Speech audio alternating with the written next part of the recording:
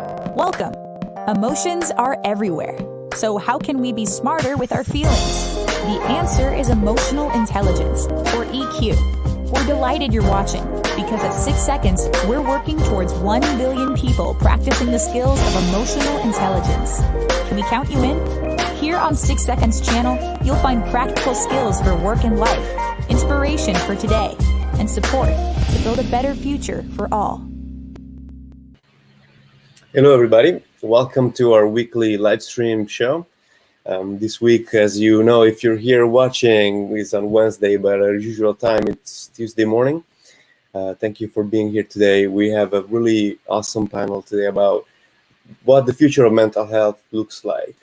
And it's an especially important time to talk about this as far as we're witnessing so much disruption, so much injustice, so much chaos in the world, and it's important that we take time to talk about how can we be mentally healthy right now, and what do we need to do to ensure that we are mentally healthy in the future, and especially exploring the connection with that and all the challenges we're facing today.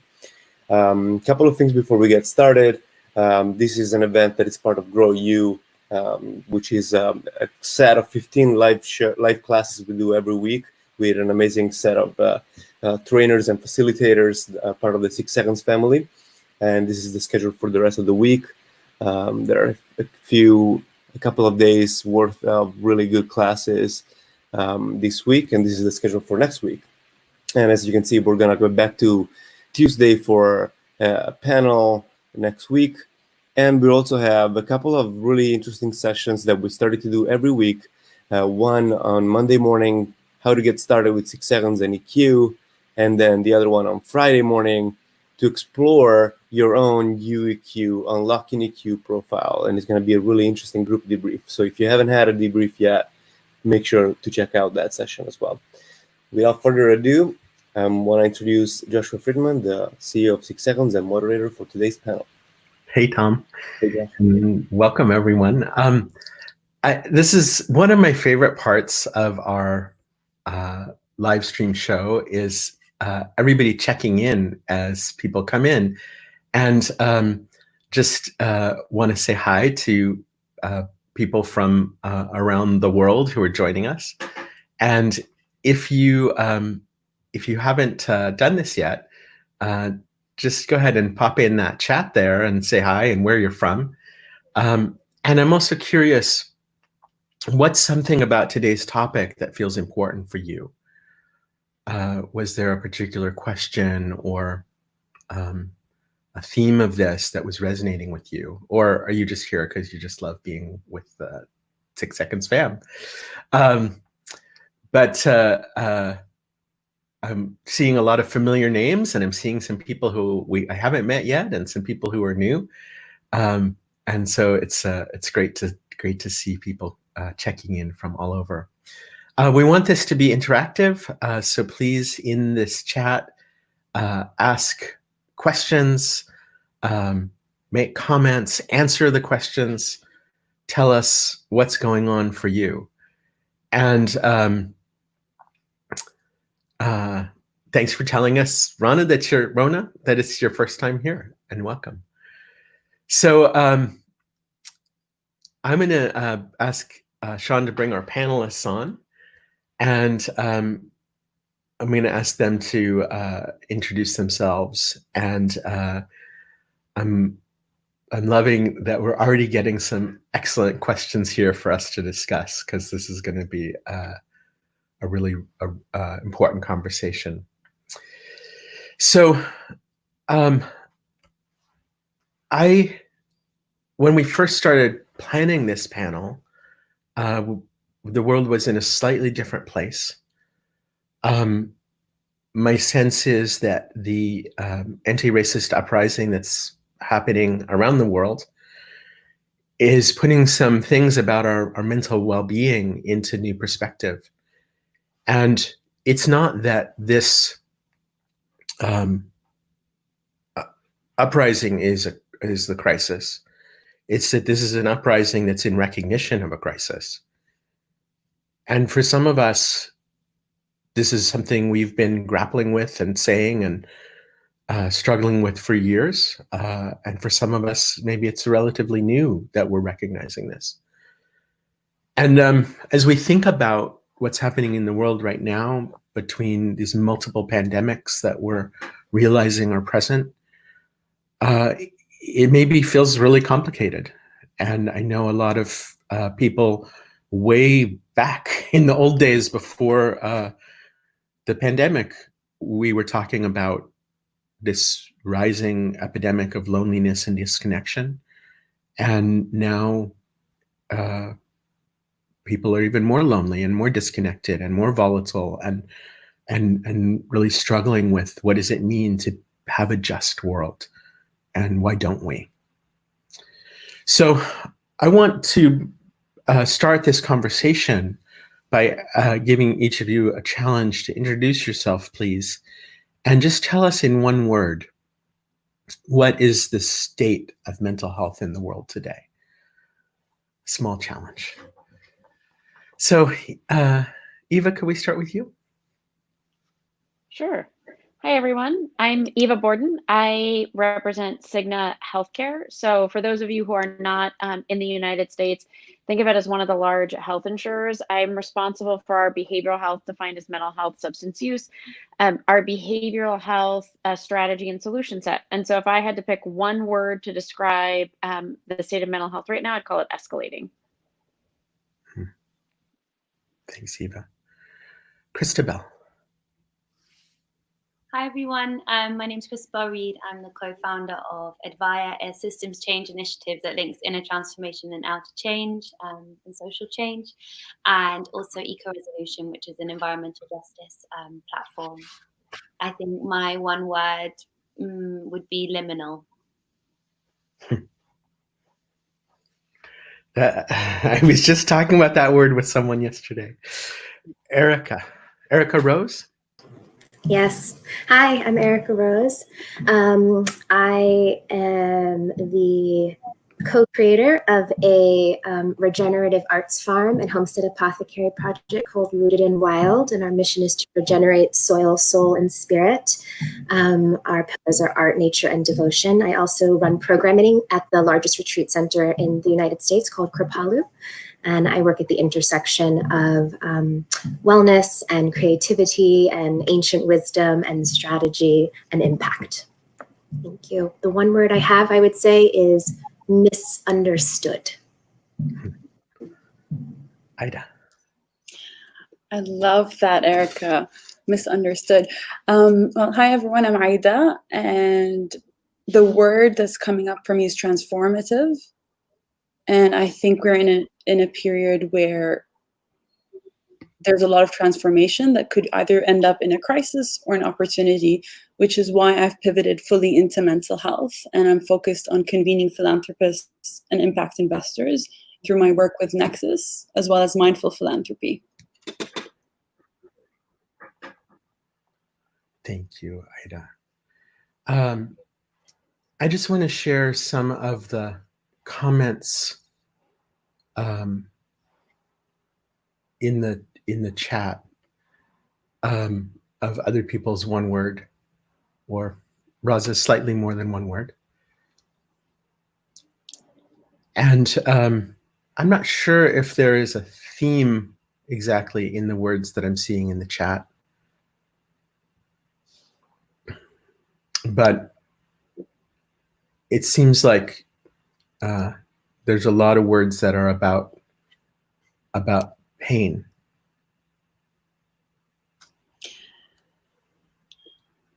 Ida? Yeah, that's why I said there's a friend called a mental health advocate called Zach Williams. Highly recommend everyone check out his work, but he talks about the mental health crisis being the parallel crisis to what we're experiencing. And that's one of the reasons I've chosen to pivot. So I've been building companies for the past 10 plus years, but there's been a lot of pain, right, throughout our way of being. And that's because it's been built on dysfunctions.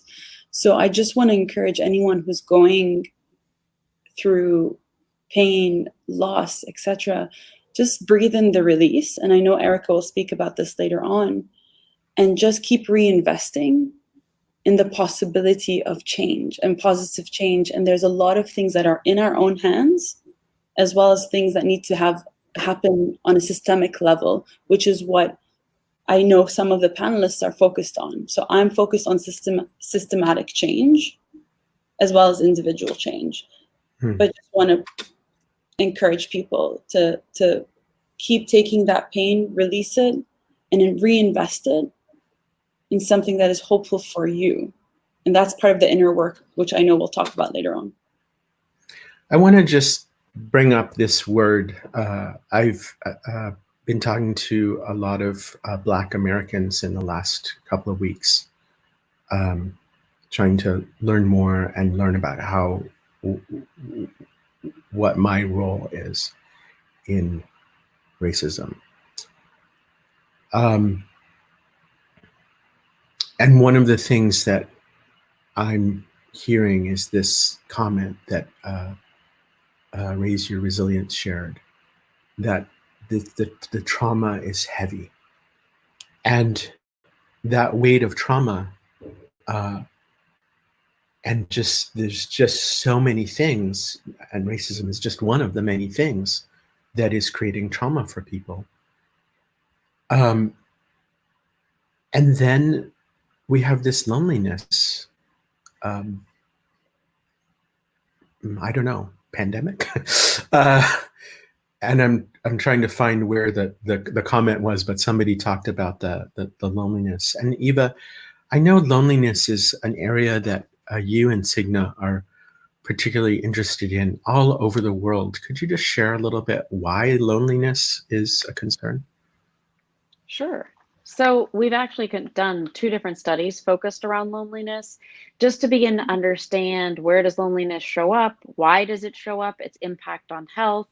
I think one of the things when we did the study 2 years ago, what we started to understand was loneliness was actually a driver of it. It became equivalent to smoking. I can't remember exactly, but like a pack of cigarettes a day is essentially what it did to people's health, that whole mind, body, the complete picture of health. And that loneliness was really troubling.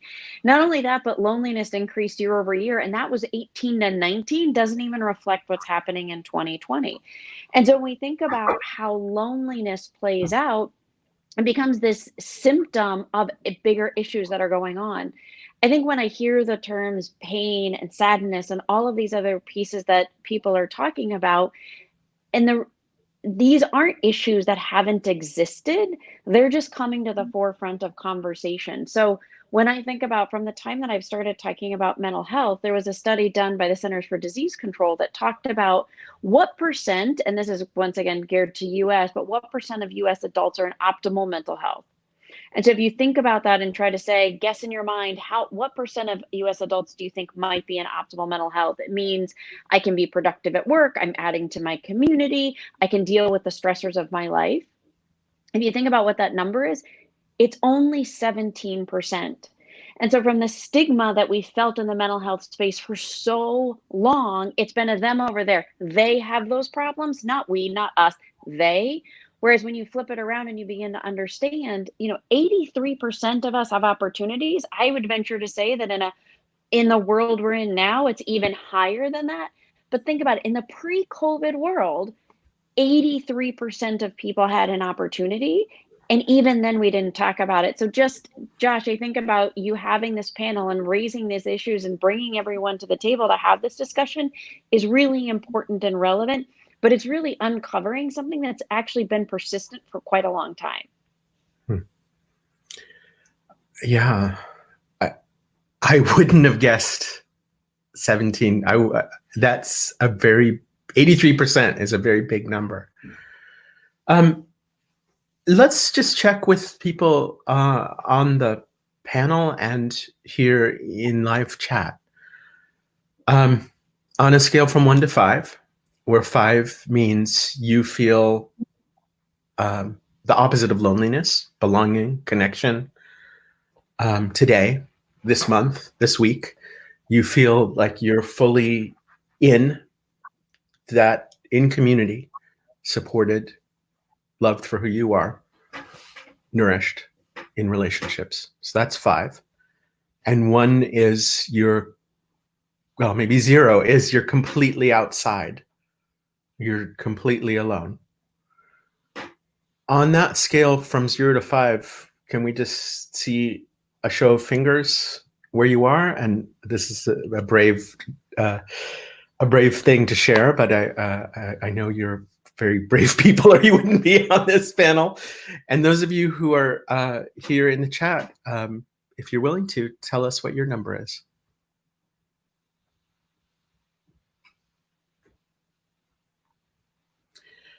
I think for me, I think yesterday I was probably a 4, and then I was talking to my 19-year-old, and I think like a lot of people, but especially I think a lot of young people, he's just really feeling this burden of the pandemic shelter in place, and just feeling so lonely. And that made me feel more disconnected. Does anyone else want to share why your number was what it was?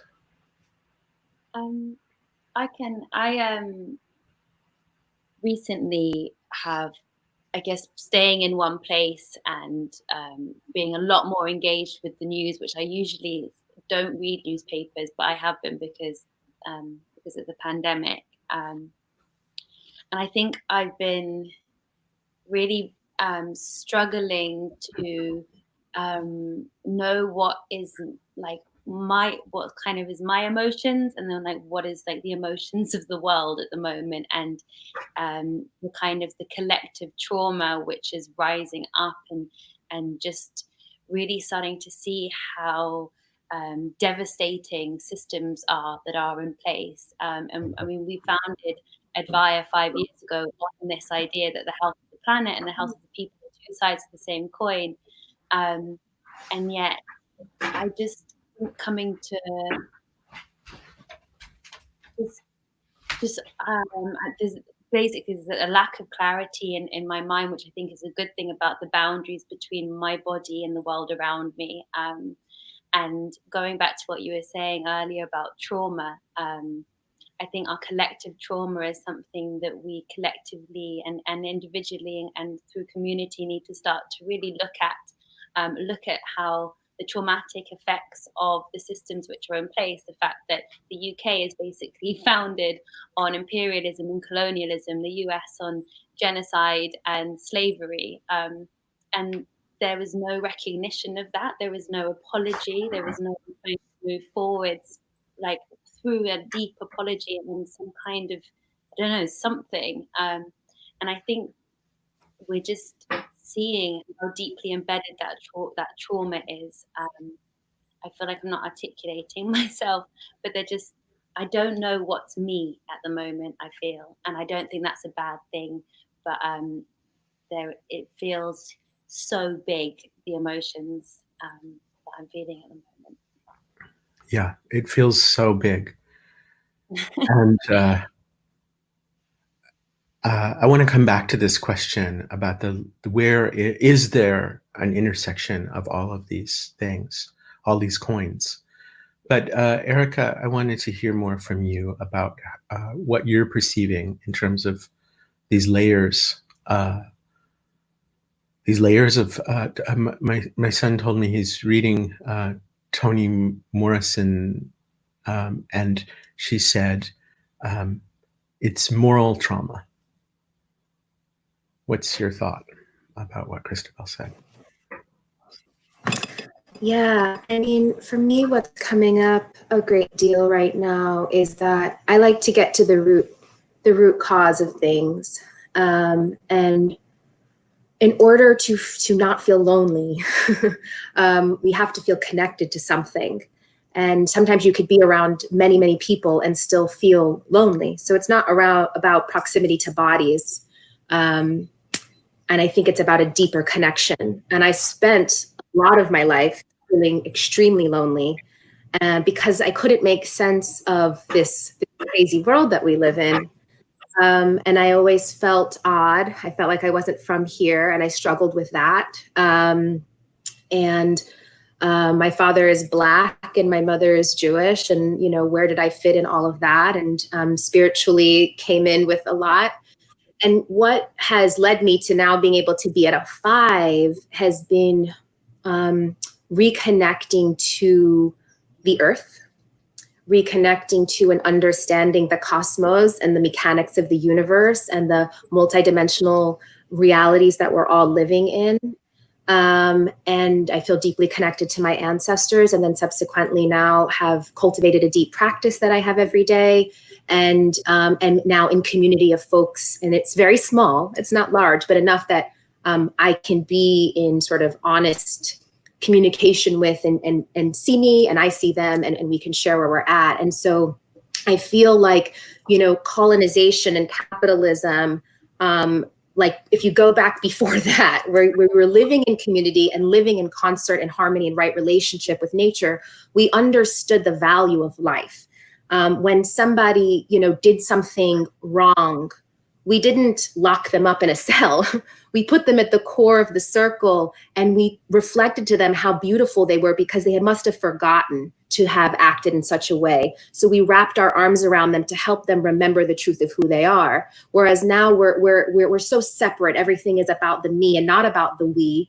That people are in this separation, this othering, which causes so much suffering.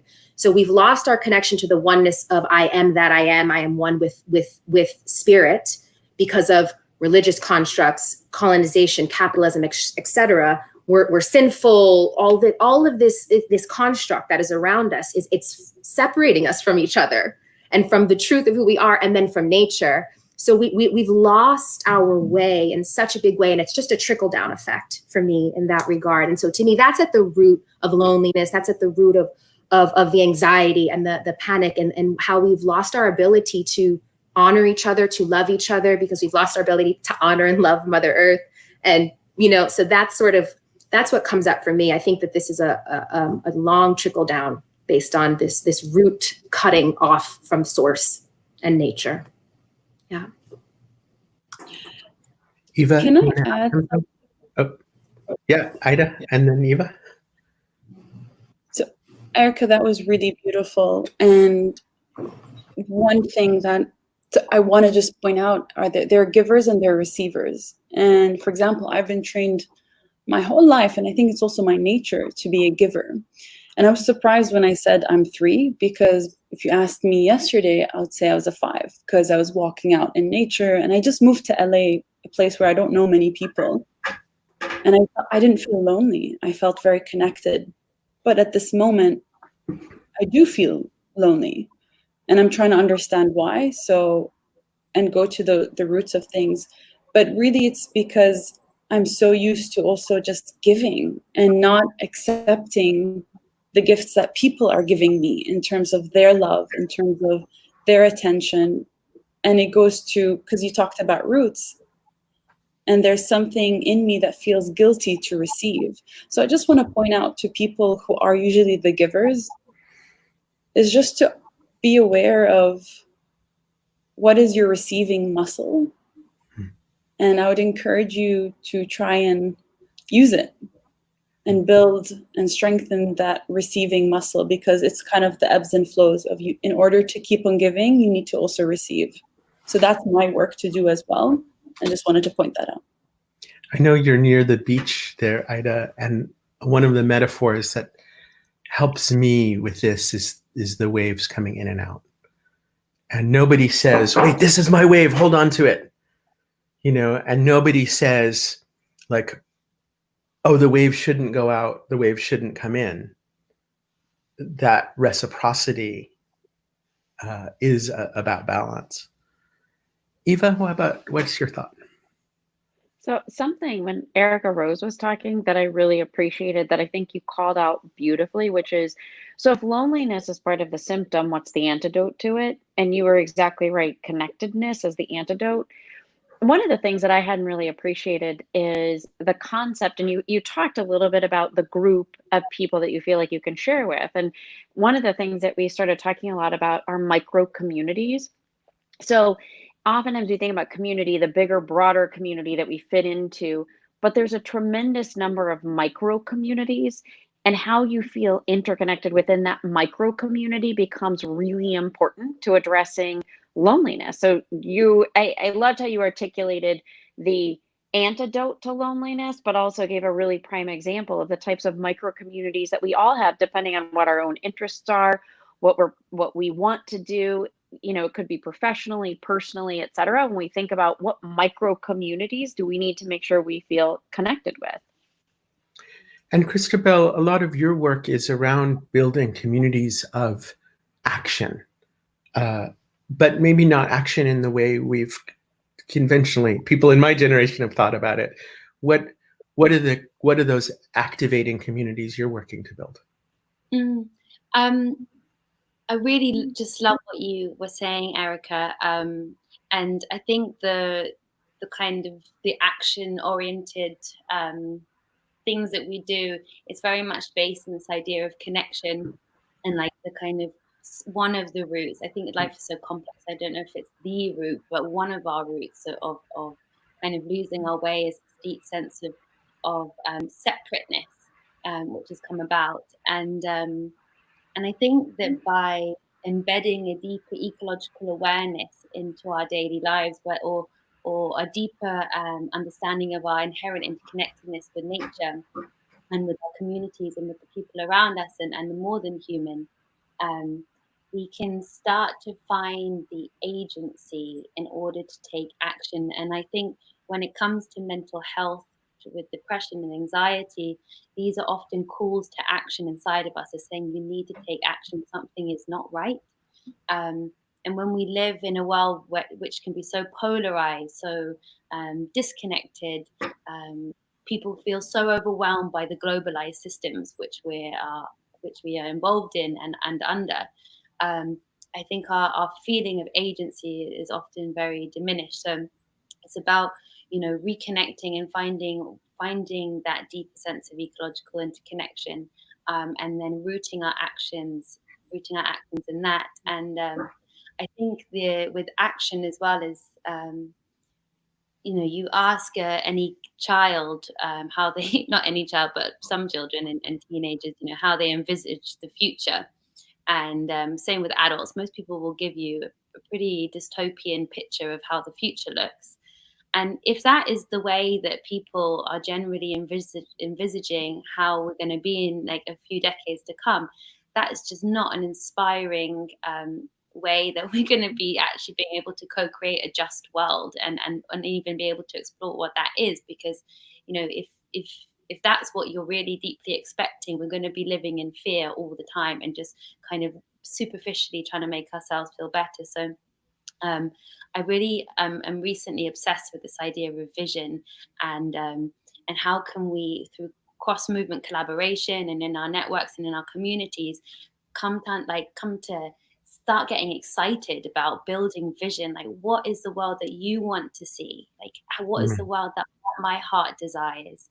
And how can we just work towards that? And that isn't to say that our well-being must be hinged on whether or not we achieve our vision, but just to know that this is a direction and this is a possibility.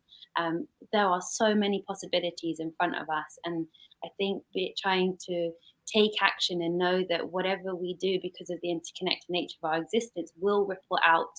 And I'm completely obsessed with Adrienne Mary Brown, like really obsessed. I just think she's a goddess. And Adrienne, says what we practice on the small scale sets the pattern for the whole system. So, yeah, I think these ideas are really fundamental to us all finding agency and kind of co-creating a vision. Not that it was the same vision for the whole world, many different visions, but yeah, having a clear direction towards light, life, and love. That agency is a piece that a couple people have also shared in the chat. I think some of you know that in the 6 seconds model of emotional intelligence, we talk about pursue noble goals, which is very similar to what you're describing, Christabel. It's not so much about what we're going to achieve. It's about what we're contributing to in the moments of our lives, and who we're being in those moments. Are we being somebody who is aligned to that vision that we have? I just want to add actually that there's a nice thing to think of is the cycle of reflection, acceptance, and action. So we reflect on where we're at and the effects of our actions. There's a level of acceptance so that we can then take effective action, and then there's kind of spiraling upwards, hopefully, of transformative action and justice. And sometimes spiraling downwards, and then we turn around. I want to go back to this question about, I can't remember who said it, about the two sides of the coin. And actually, it turns out there's so many coins. And I went and grabbed off my shelf this 20-sided die that I happened to have there. And I was thinking about how, we think about the Sustainable Development Goals, and we look at all these things that we're confronting in the world, and so much that has become clear in the light of the pandemic. And it can be very overwhelming. Or there might be some leverage point of common ground. So as you think about all of these challenges that we're grappling with right now, all these layers, where do you see the point of leverage, or the point where if we put energy there, all of these other things might change? And by the way, those of you who are in the chat, we'd love to know what you think, because this is a super, super challenging question. But I think it's a question that gives us agency rather than helplessness. Eva. Yeah, I'll start with adding a little bit. And I'm going to come from a particular viewpoint. So I work in the healthcare space. And so for me, one of the things that I've seen change over time is, in 2017, I was begging clients to talk about behavioral health, begging clients to talk about how important it was. I think when I say clients, I mean employers. So begging employers to say, this is important, this matters, why do we care about it? And we've seen, even in this short period of time from 2017 to 2020, such a greater willingness to begin to address behavioral health. But the part that I think that we haven't even truly tapped into yet is that when I think of people who have behavioral health conditions and those who also have comorbid medical conditions, the medical costs are so much higher when someone has untreated behavioral health conditions. And so when we start to really talk about, and once again, when I think about from a US lens, one of our biggest challenges is sustainable healthcare.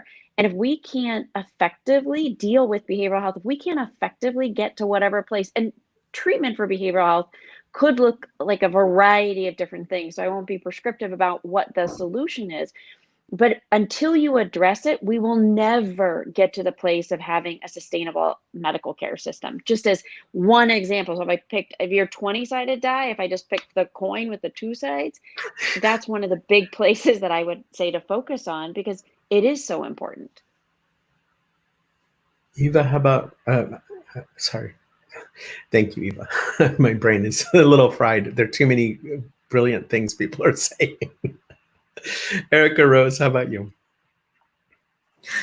Yeah, I guess I go back to nature. I'm kind of like a biomimicry nerd, but there's so much intelligence there. But I think of it as an ecosystem, right? So you've got a lot of anger erupting right now, right, that we can see, and it's bringing on protests, for example. And I think that anger is a powerful tool, and we talk about two sides of a coin, right? So anger is one side and passion is another, and anger as an emotion can be transmuted into passion and purpose for positive impact, right? And so it could be channeled in a way. And then you've got visionaries, you've got builders, you've got guides, you've got healers, you've got I think that everybody holds a unique part of this prism, a part of that dice you were showing. So there could be that there are 20, angles to this. And I think the idea is, where do you sit? And maybe you occupy 3 or 4 of those. And then if each of us can, mental health and mental sovereignty are connected to me, our ability to be free thinkers, our ability to know what we can and cannot handle, right? Like for my empaths out there, know what you can and can't consume, right? That's what I sort of deal with. I'm like, I can't eat certain foods and I can't watch certain things on the media, but it's not because I'm trying to numb out. I want to know what's going on, but I pass it through a particular filter so that I don't have to sort of assault myself and put myself into a fear place, because then I can't be proactive and help in a significant way. So I think for all of us, it's around our own self-healing, so that then we can say, okay, which part of this prism, or which parts of this prism can I anchor in to then make a positive impact here. And I think that they all have a place, whether it's it's the anger, or it's somebody who's got an idea about how things can be better, and reconstruction, and etc. So that's sort of how I would say that, answer your question. So what I'm hearing you say, Erica Rose, is not trying to encompass the totality, because that is really complicated, but feeling our agency in the space where what Eva talked about, those micro community spaces, feeling our agency within that, and recognizing that our contribution in that space can ripple into the larger system. 100%. 100%. I'd like to come back to you to a slightly different question, which is about this idea of mental health and what that means. And Eva shared the statistic earlier that by one definition, 83% of Americans have mental health issues. Even that phrase, issues, I don't know, we have such a negative orientation. It used to be, we'd say mental illness, and then we said, okay, let's call it mental health instead. But I think when people say mental health, they still mean mental illness. What is health in this space? Yeah, thank you for asking that question. I was actually going to say, let's take a step back and let's talk about what is mental health. And I've noticed mental health has a branding problem. Everyone interprets it in something else. So let's talk about the spectrum of, honestly, of being human. So I would argue that everyone has mental health to take care of. Similar, you take your body, you need to walk and use it. Similar, you wash your carpet, you don't keep it unclean. So mental health for me goes from the spectrum of anxiety, right? And minor stresses, which we all feel, regardless of where we are in life, to the furthest, let's just say, for example, being bipolar, and there are even layers of being bipolar, right? And so that's the mental health bucket. But then now there's wellness, there's consciousness, and the intersections between the three are becoming grayer and more intertwined. People are realizing we can't just take care of our physical health without taking care of our emotional, mental, spiritual health, because they all impact the physical health. So even the word stigma, I stopped using that word because it only fosters more stigma around mental health. And if I'll leave anyone with anything around mental health, is we all need to become agents for our own mental health, because we all have it. It's just, if we have a heart, if we have a soul, if we have a mind, we have to take care of it. We have to cleanse it. Some people choose meditation. Some people choose walking. Some people choose art. Art for me is one of them. But we all have to take care of it. And we have to widen what we mean when we talk about mental health, because 4 out of 4 people are impacted by mental health. 4 out of 4. 4. Everyone, basically. Because it used to be said that 1 out of 4 people are impacted. And I challenge that and say, actually, 4 out of 4, everyone. I just want to share a couple of comments coming from the chat. And if we think about a healthy view of mental health, this idea of balance, of engagement,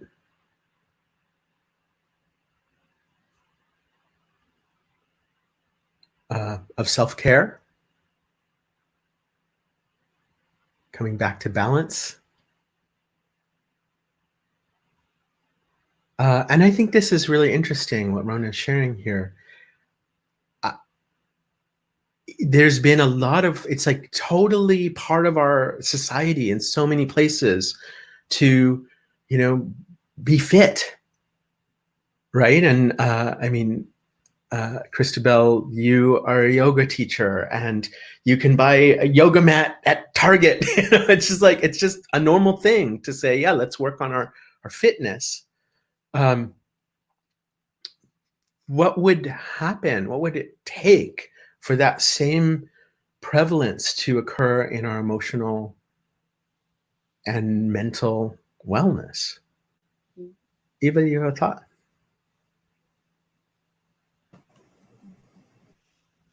So, sorry, I thought you were gonna go to Christabel. When I think about all of the pieces of mental health and wellness, like I love the comments that everyone put in the chat because it's all in that definition. And Ada, I think when you described it on the spectrum, it becomes really important because all of us have opportunities to improve our mental health. And I actually appreciate the opportunity to say, if I think about for those that have, there's diagnosable mental health conditions, which is typically the 1 in 4 that people focus on, but there's a huge opportunity for resilience in the middle. That's a big, big piece. So when you think of building resilience, the ability to deal with stress, the ability to respond, that's a lot of what I think about when you kind of look at that full spectrum. I'm not sure I answered your exact question, Josh, but hopefully it gives a point of view. Fantastic. And Christabel, let's go to you. I really like that talking about resilience, because there's something quite flat about the word health that kind of, for me, evokes like a sense that that is your health, and there's an expectation for that health to remain the same. Whereas resilience, it's understanding that life is constantly changing. We are constantly changing. Everything is in flux, and to have the resilience is to be able to kind of ride the waves of whatever's going around us, and to have practices that allow us to cultivate a sense of equanimity. And it's the same actually with the word balance. I was thinking of the word balance earlier, and it's obviously come up a lot in the live comments.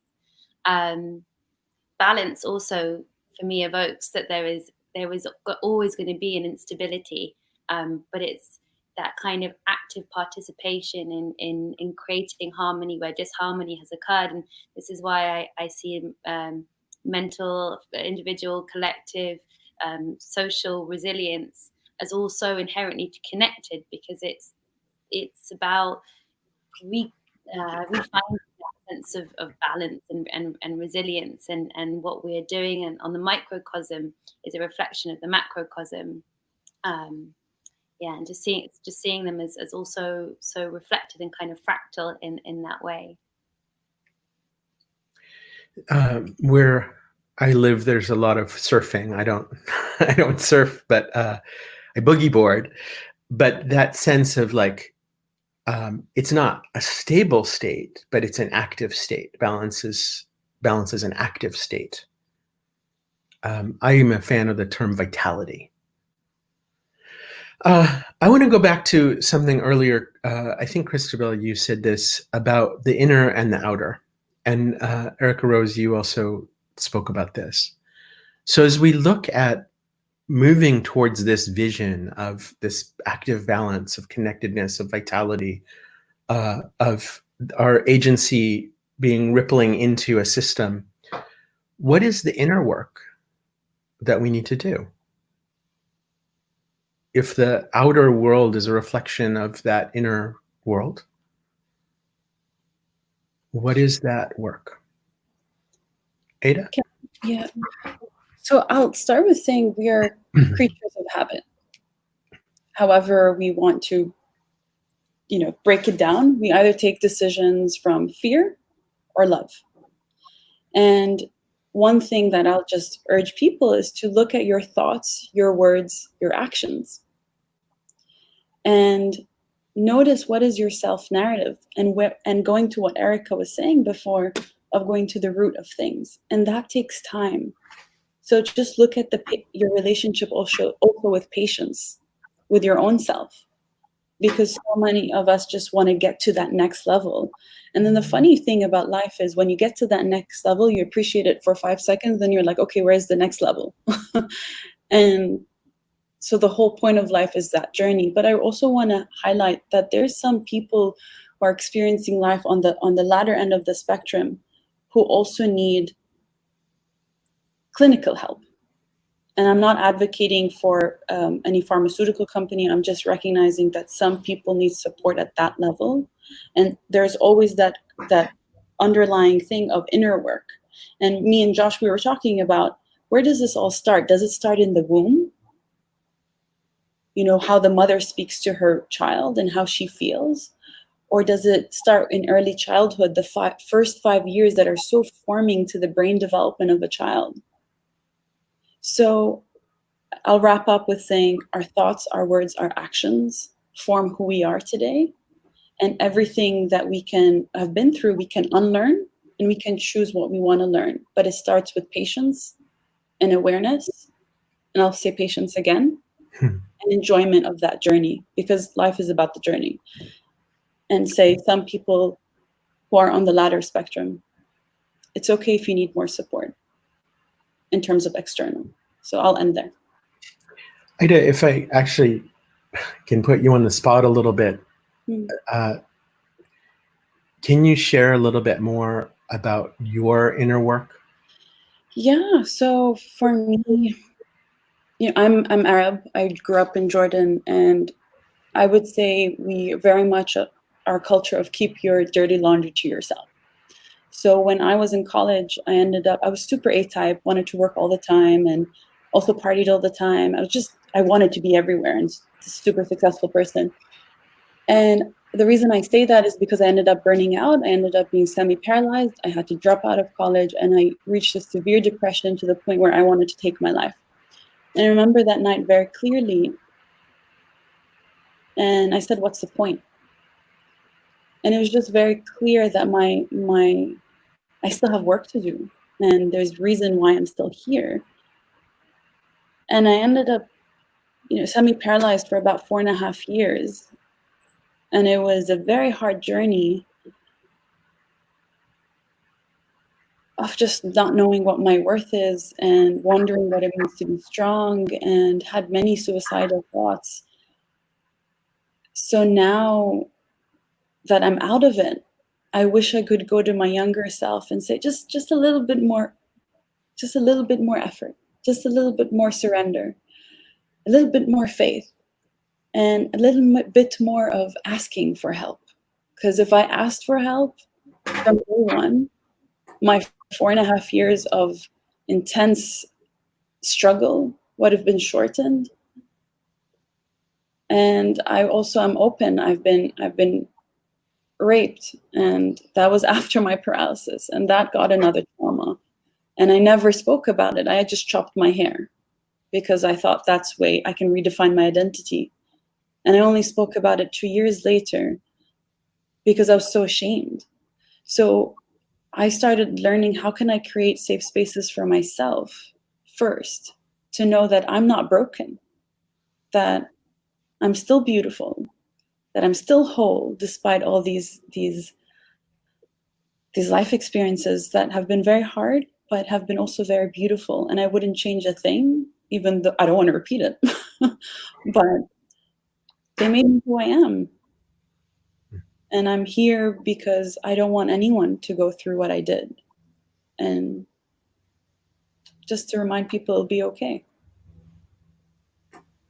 So Ada, if I can add, I love the fact that you shared that. It's a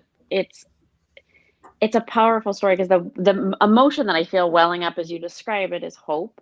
And you talked a little bit earlier about even childhood trauma. I have an adopted daughter who has reactive attachment disorder.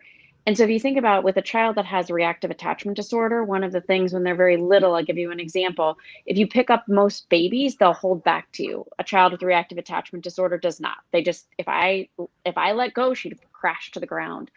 And one of the things that I've learned is how much there is hope in learning. You can learn. You're not, that when someone is in a situation like that, my daughter has learned how to hold back, and now she's a teenager. But when you just think about the level of hope, that there are some things that sometimes we say, oh my gosh, you're just born with that. And it's like, no, with a lot of the things we're talking about, there is so much hope to be able to learn, and you can be taught so many of the things that I think sometimes we think are just inherently you have it or you don't. And that's not true. It's I find myself sort of filled with tears about the hope. Christabel, you were going to say something. I wasn't, but now I will. I thank you, Ida, for sharing that. And I kind of wanted to ask you a question and also just bring this to the group about the role of faith, because I think faith is, for me, more powerful than hope. Because I don't really know how hope plays out within me, but I've done a lot of inquiry into faith, and I think for anyone, I don't know, working on like their inner resilience and community resilience, and kind of working, on like the environment, that there needs to be a level of faith there, because otherwise we wouldn't be engaged with this. So I was interested to hear people's thoughts on that. Erica Rose, I see you nodding. I've been nodding for like the whole. Thank you, Ida, for your vulnerability and sharing that. It's just such an incredibly powerful journey and also so relatable. So thank you for courageously sharing. And yeah, so I have a lot to say about a lot of things. I think, to answer you, Christabel, faith feels vitally like a vital ingredient here. My personal faith in what I believe to be true is that love is always having its way, even through a story like Ida's. And I have a story similar.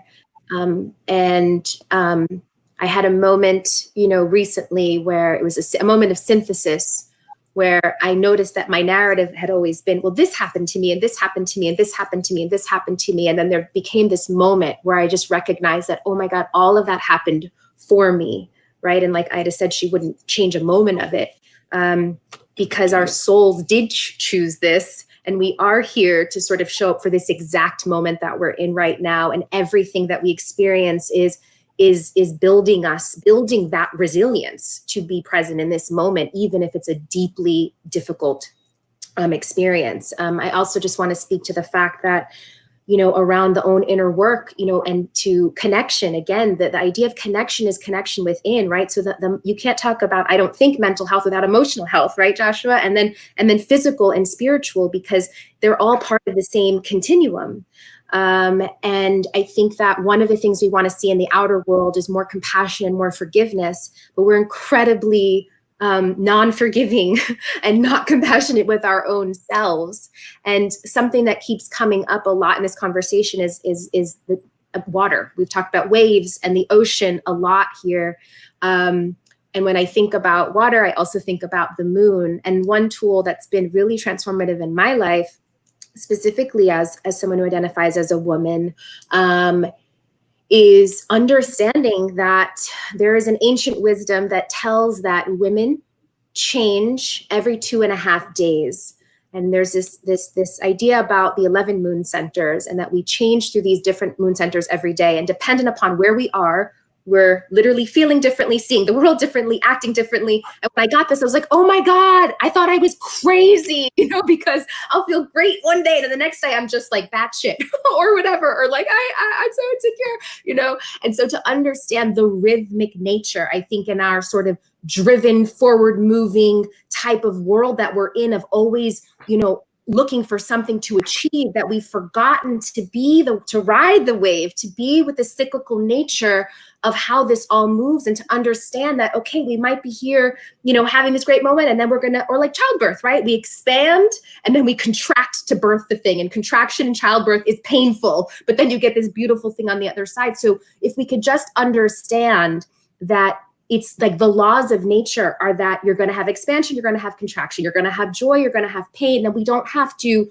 beat our own selves up so much. And if we could stop beating our own selves up so much, we wouldn't beat each other up so much. If we could hold ourselves in more compassion and more forgiveness, we could hold each other in more compassion and more forgiveness. So I think that back to the inner work for the outer work is, it does start with understanding where you're at in any given moment and holding ourselves in more love and forgiveness around that. And then we'll be able to do that with each other. Wow. one of my favorite conversations with people about emotional intelligence is when we start talking about empathy. And is empathy something that we give to others, or is empathy something that lifts us both? And that sense of the shared space that we can step into together has just been incredibly powerful in my life. Well, there are so many more things I want to talk about with the four of you. This has been really moving and inspiring for me, and I think for many people sharing in the chat likewise. What do you want to conclude with? So we're somehow out of time again. What's the summary for you that you want to hold on to from this conversation, and that you want to invite others to hold on to? I would like to ask everybody who's here on the chat if you would please also share some of those. And I'll just take a moment and share. There's, I think, a lot of resonance with this, what you just said, Erica Rose.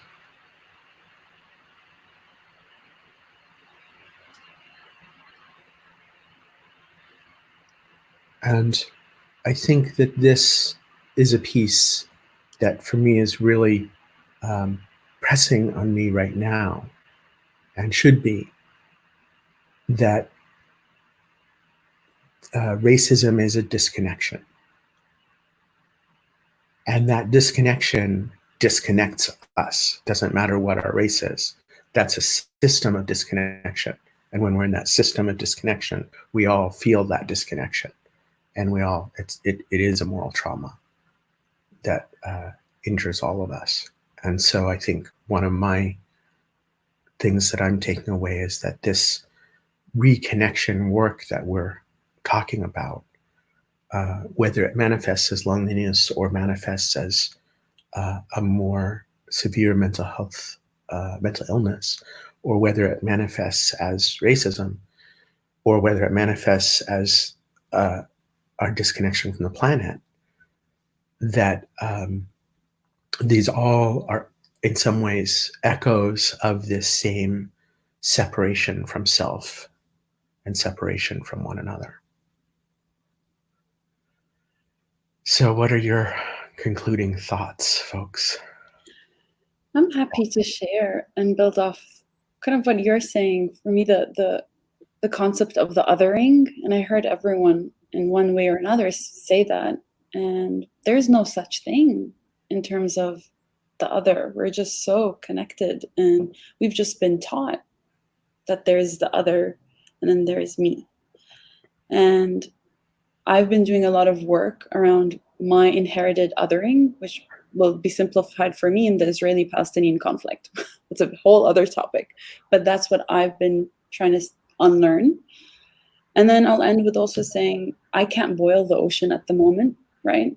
And tackle all things in mental health. So I've chosen to focus on convening philanthropists and impact investors, starting in the US, and then we'll work on a global component. And I'll continue my work on founder well-being, because the entrepreneurship space, we're building so much in a very unhealthy way, and we need to pivot and unlearn the past ways of being. So I'll stop there and just send everyone love as well. Always love. Thank you, Ida. Eva.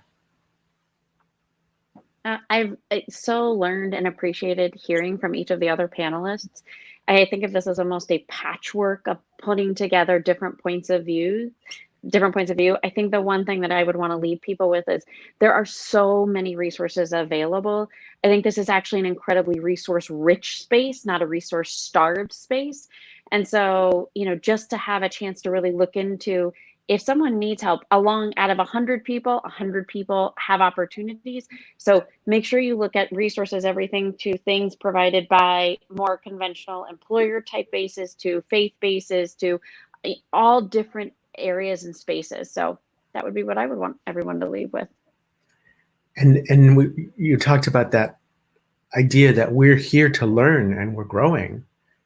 And 100% of us have opportunity to grow and learn about our emotional well-being and our health. Christabel?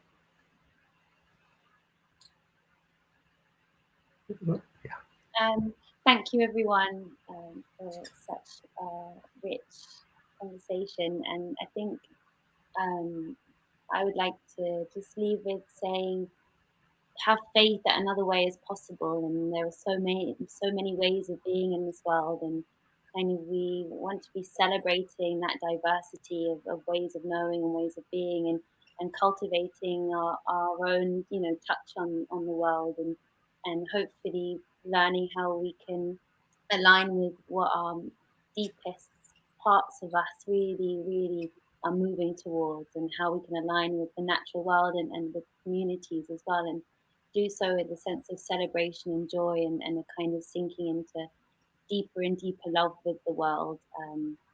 And you know, what's happening around us right now is just an example of falling out of love with this embodied existence, and just keep exploring and celebrating, and envisioning what could our future be like, and how can we take little baby steps or big leaps towards it. Erica Rose.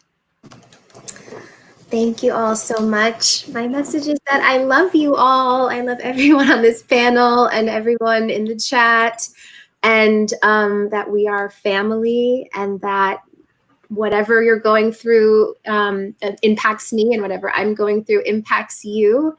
And I can feel that very, very deeply. And I feel also really deeply that we're all so here on purpose right now, and that each and every one of us carries such special, potent medicine. And so my prayer for each and every single one is for you to know that you are not alone. We are in this together, and that we need each other to be exactly wherever we're at and work through that with love and compassion. And I just want you to know that you can always know in the world that I love you. Thank you so much. Thank you. Wow. I was looking forward to this panel. I didn't realize how.